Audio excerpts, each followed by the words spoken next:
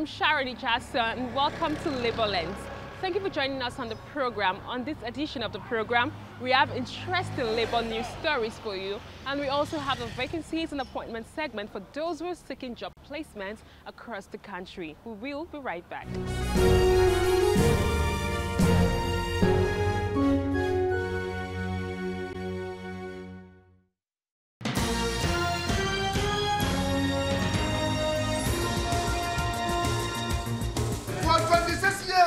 We are in court, no justice. These are staff of the Nigerian Security Printing and Meeting Company, forcefully retired in 1991.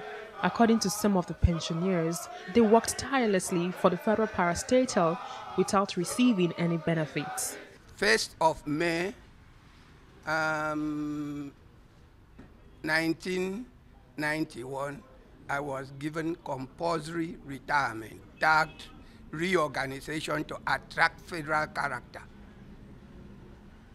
So from there, we were the first major people retired from Mint, and any subsequent one that retired joined us because they were not complying to the federal government regulations of retirement, and they denied us from getting our retirement benefits. When we retired, that same year, there was a decree, Decree 51, that states that all of us retired that year from January should be paid full benefit. And we approached the Mint for that. After all discussions, they said, well, they are aware of that, but they don't have that fund now. There's nothing they can do. So after waiting for a reasonable time, by 1992, we decided to go to court to institute a case against them. And because of the people that retired us, who felt that we should go and suffer, they stood their ground. We even had some of the directors saying that over their dead body, we will not be paid our right. Hence, the case has been lingering on in the court. When we win, they will appeal. When they have a nucleus to be tackled, we also appeal. As we are going to the next court, they also go to the next court, up to date. All the successive increments that the federal government gave to pensioners were denied of it. When we asked, they say, until the court case is ended. And we believe that we are citizens of this country, we are senior citizens of this country, we should not be allowed to be wasted the way we are dying off. I put in a total of 17 years in the Nigerian Security Printing and Minting PLC. And in fact, I was a management trainee who was specially trained in all the rudiment of printing technology. Indeed, we put in selfless service in the Mint all through our years of service. We didn't care about the outside or what was happening. Even then, we were not even as much properly paid. According to these pensioners, they receive between 1,000 naira and 2,000 naira monthly as pension. We are saying that the federal government should come into this matter to alleviate the problems of these people, the sufferings which we have been suffering since 26 years plus now, from May 1991 up to today. Many people, some people have been receiving 1,000. In fact, today we are receiving 700. Some 800. Some up to now, some people are still receiving that 800 as a pension. As a general manager or assistant general manager in the Mint, I'm receiving 2,800 naira every month up till this moment. Your pension should be above the minimum wage of a country. By international law, Mint have violated international law that paying people below the minimum wages of a country. The pensioners are calling on the federal government to investigate their alleged forceful retirement and also review their current pension.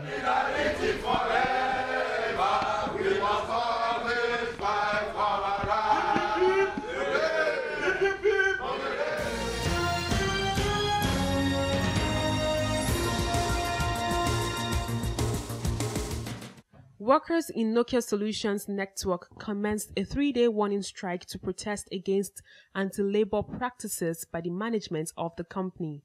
The workers embarked on the strike under the Private Telecommunications and Communications Senior Staff Association of Nigeria. The General Secretary and the President of the union gave reasons for the action. Where there is a trade union in an organization, it behoves on the management to always discuss with the union on welfare as they affect the members of the union. So now with the warning strike that we embarked upon, I think we have been able to drum that into their ears. Then secondly, the issue, like I told you earlier, the issue of CBA is what has been pending. The review of the condition of service of the workers was last done 10 years ago, so we are not comfortable with that at all. So we will make sure that the issue of CBA is done with soonest. President of Nigeria acceded to a presidential order that local content should be prioritized in terms of job. And recently in Nokia, we noticed that some of the jobs that Nigerians do are being given to expatriates. So we want all those reversed. We want all those reversed. And we want the president also to do more than just signing the presidential order. There must be real need to enforce those orders so that Nigerians can get the jobs instead of the foreigners coming to Nigeria to do what Nigerians could do and can do.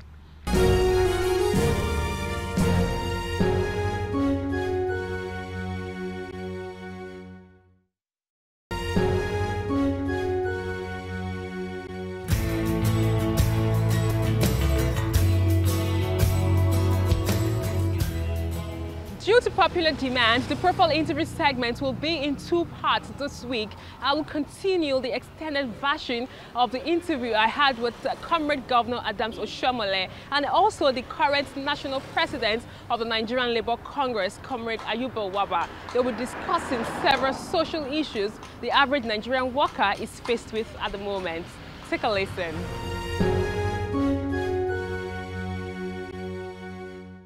So I would like to ask you, any regrets as the NLC president? Is there anything you think you would have loved to put in place before you left office?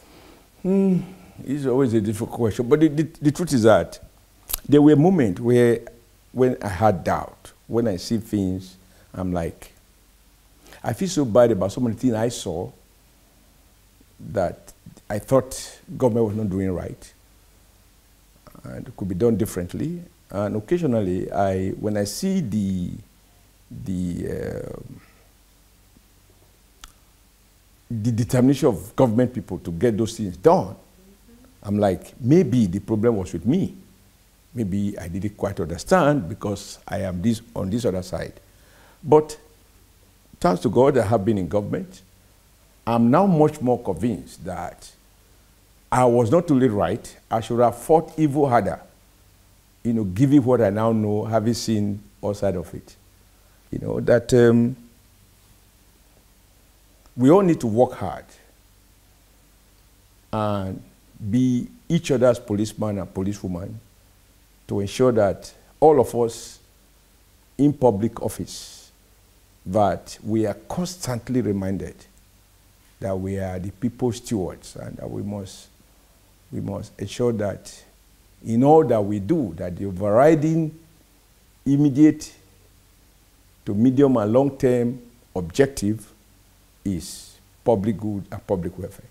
Now, to get that done, you need a very vigilant and very active citizenry, which is what organized labor is about, which is what some sections, I emphasize some sections of the civil society are also about. And working together, they can make that happen and therefore bring more meaning and enrich the real content, the real essence of democracy in any given society.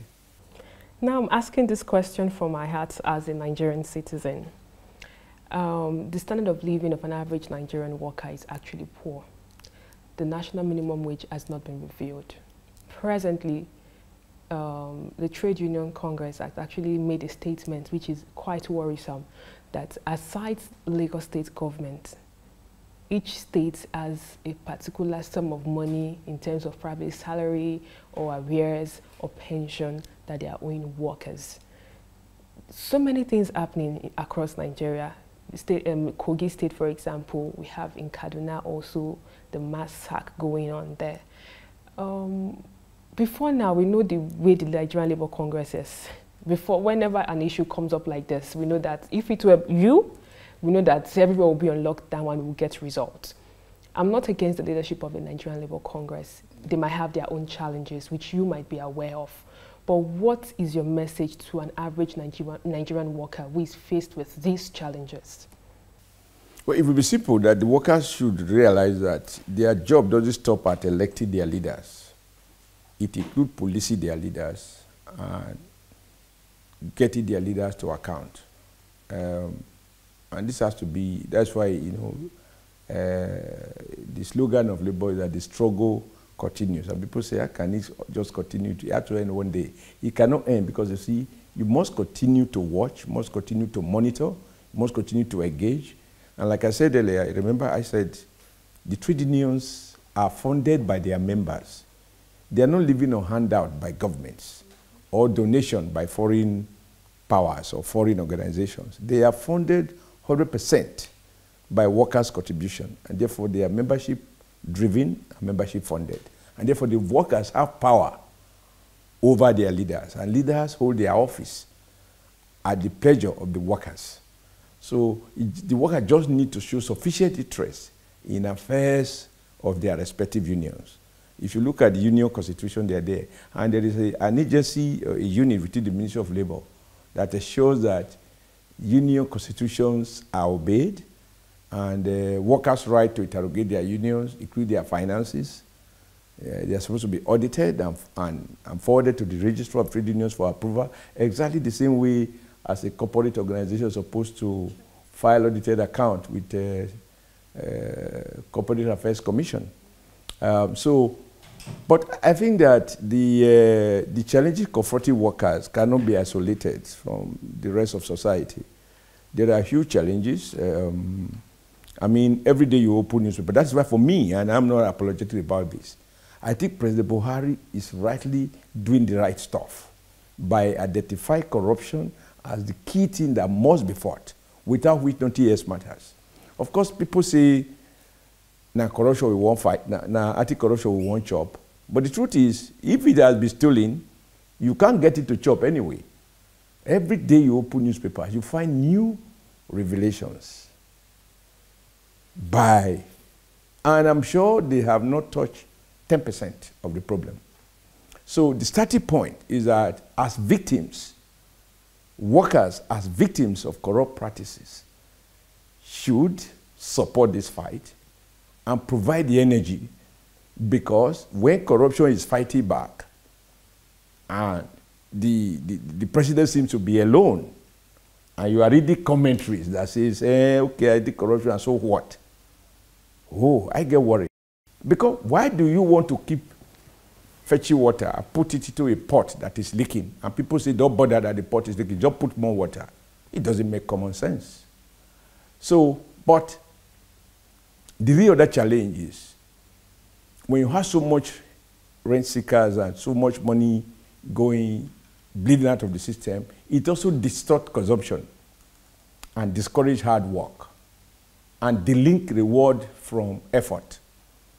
And once there is no relationship between effort and reward, young people can see people who are adding no value, who are not working, making so much money. They ask themselves, particularly if these people are also even illiterate or hardly literate, then they ask themselves, why do I need to burn my candle reading at night? Look at that guy who, just because his uncle, his brother is somewhere, is making it. So all I need to do is to try and know somebody, and I'll make it. And once more and more people subscribe to these false assumptions about life, then we are in trouble. So that is why I don't care what anybody says. And there is no suggestion here that to declare a war and engage to fight the war means that you have won the war. No. But there is no question, we are beginning to see casualties. I think for the first time, huge money is being recovered, and the various agencies are explaining how much they have been able to recover that was otherwise already successfully stolen. Yes, the process of prosecution and the number of people convicted might not be as much, but that is not in the hand of the executive. But what is within the discretion of the executive is to identify, and as much as possible, once they recover, they take it out of these private hands. We are seeing ministers going to court to plead that they want plea bargain to return hundreds of millions of naira. I think that this war, every Nigerian should support President Buhari in this fight. And when people say, oh, it's not being done the right way, okay, first, be in it and help to put it to the right way. But there will be no question that it's a wasted effort. I think the results are outstanding, but that there can be more. Of course, everything can be better. Every aspect of life can be better. And that is why your cameras are getting better. Your picture quality is getting better. From HD ready, now you have HD. I don't know what the next one will be. I can't think of anything that cannot be better, right? But that everything, I mean, something is not at its best, it's not an argument for not supporting it.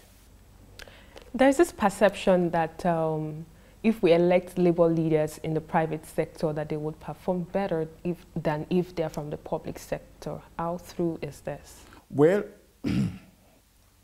you know, I come from the private sector. And I think other the NLC, the current NLC at 40, I'm probably the only one who had come from the private sector. Maybe the difference is that, obviously, when you work in the public service, you talk about circulars and regulations, and the disciplinary code is far more protective of the civil servants and so on. In the private sector, the rules are more stringent, and the supervisory mechanism is, I think, more effective and so on. So if you go through this process, of course, your worldview will be perhaps a little different. But I don't think that is enough to make all the difference. On the other hand, being in public service enables the workers who are coming from that sector to understand governance, because they push the files. They can see how some things are hidden. When they say someone is sitting on somebody's file, I understand from my colleague in the civil service that it can be real. They just take the file and put it under the cushion and sit on it. And that is, it is unlikely that anybody will go and check a messenger's seat to find it. So only a public servant, somebody from public background can understand that. But I don't think the character of our employer is enough to shape the level of courage that we have, our knowledge, and our capacity to engage. I think that has to do with individuals. It is not a function of whether you are employed in the private or the public sector.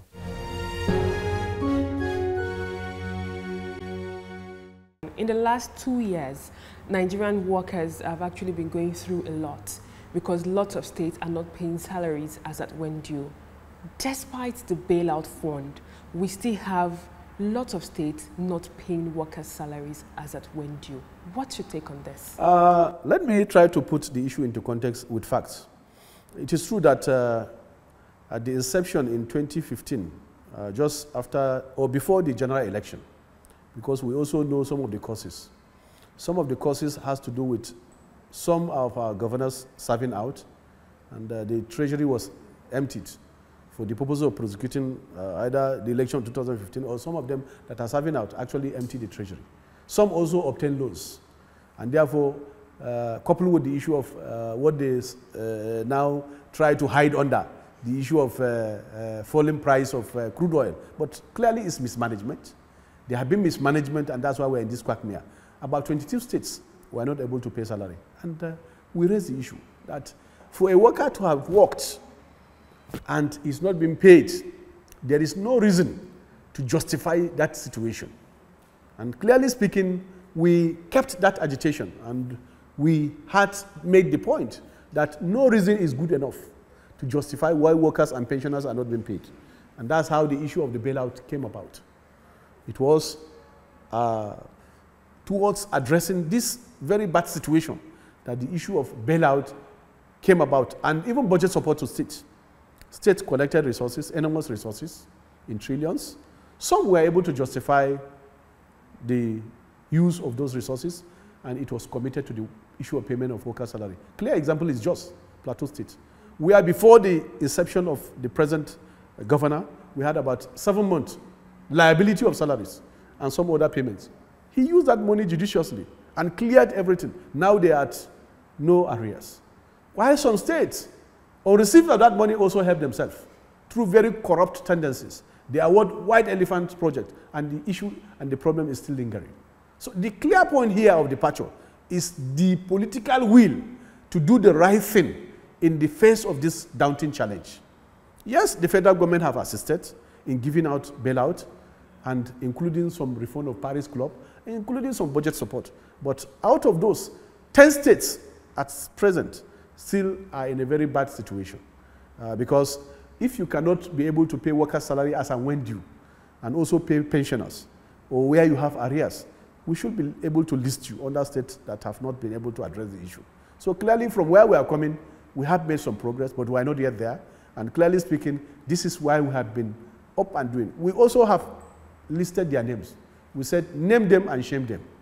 We also said, those that have done well, let us also recognize them and encourage them. States like Sokoto, no arrears at all. States like Katsina, no arrears at all. Many of them which we have listed them, we have named them. Those that have done well, we have encouraged them, we have appreciated them. Those that have also helped themselves with the bailout, including the fact that ICPC mentioned states that diverted even the bailout.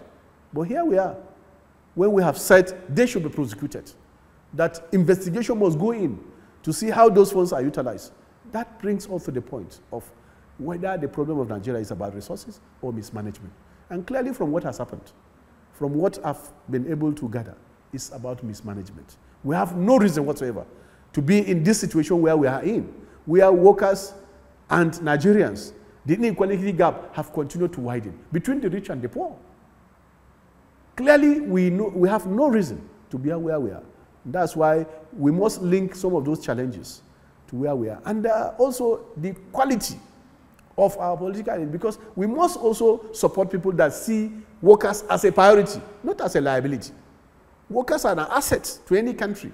And therefore, we must situate those people that see workers as a liability and separate them from those people that see workers as a liability.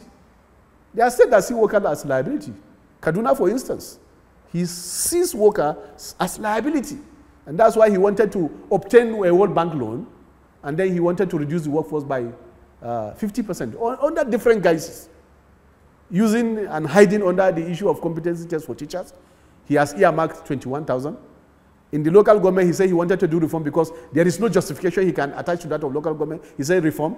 He has been dismissing workers from what we had, about 5,000 now. Then from ministries, department, agencies, including the institutions, he's earmarking about 8,000 workers. No justification. Outside the fact that he's a core capitalist that doesn't believe in the value of workers. He doesn't believe in the rule of law. And these are the situations we are confronted with. And therefore, we must continue to engage the issue. We must continue to expose them so that people will know them. You remember in 2012, when we were having a protest here in Abuja, it was the same person that was pleading that let's accommodate him in our van because he believes in the struggle of the working class. But today, we have seen their real color. And that's why we are engaging the system. We are evaluating people that we think we can support on the basis of where they are coming from and what they have been able to deliver to us. You can't use semantics. We don't have industries. Our youths are unemployed.